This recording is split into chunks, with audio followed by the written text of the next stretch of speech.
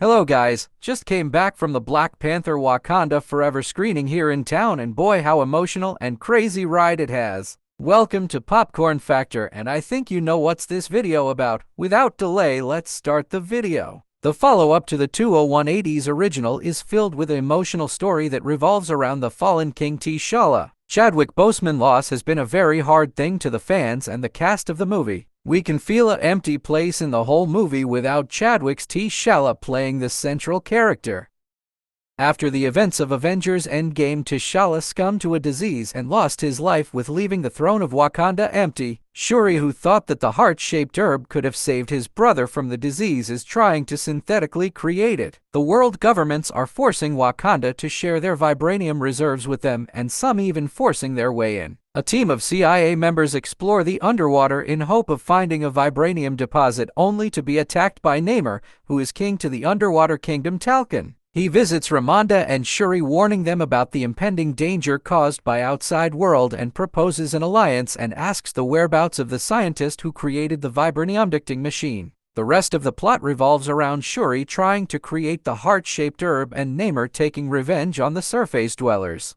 Stepping into the theater to watch Black Panther, Wakanda Forever, I was left instantly anxious and ready for the tears. Ryan Coogler, with co-writer Joe Robert Cole, wasted no time in addressing the elephant in the room, which is the inimitable loss of Chadwick Boseman, allowing not only the characters but MCU fans alike to grieve both King T'Challa and Boseman in equal measure.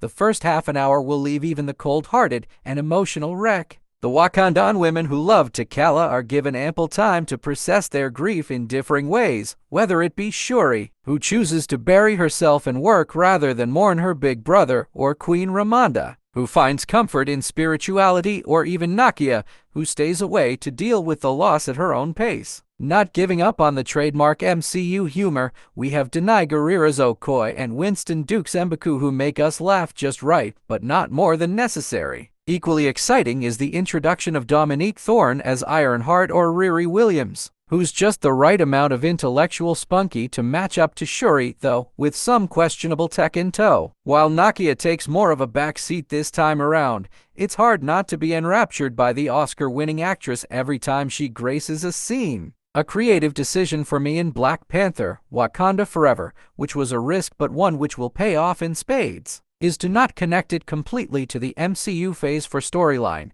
in spite of being the final film to mark an end to the underwhelming phase. Rather, with a few exceptions like including Everett Ross and director Dee Fontaine into the mix, the sequel stands alone, leaving behind not much residue in its wake. This allows fans to truly be surprised by the heartwarming mid-credits scene, which is sure to leave many gasping. Also, there's a superstar cameo to watch out for. At the end of the day, with 2 hours and 41 minutes duration, the Black Panther reveal is a bittersweet symphony.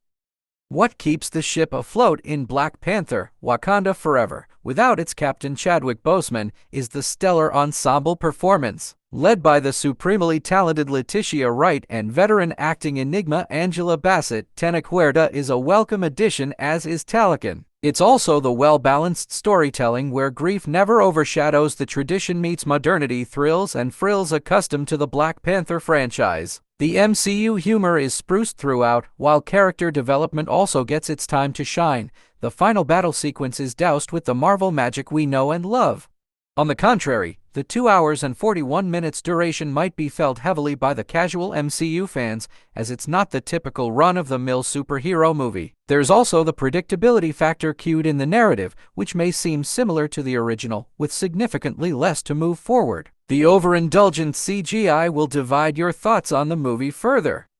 While Chadwick Boseman and King T'Challa have the wheels turning for Black Panther, Wakanda Forever, those left behind both cinematically and in real life gift us a movie laced with emotions of a superhero order. You're left gutted and hopeful, and it's in the silence you find solace, and to that I say, Black Panther, Wakanda Forever excels. Popcorn Factor gives Black Panther Wakanda Forever a 8.5 rating to a 10. Hope you guys liked our review, and please follow us on all our platforms, and links are in the description. See you next Sunday.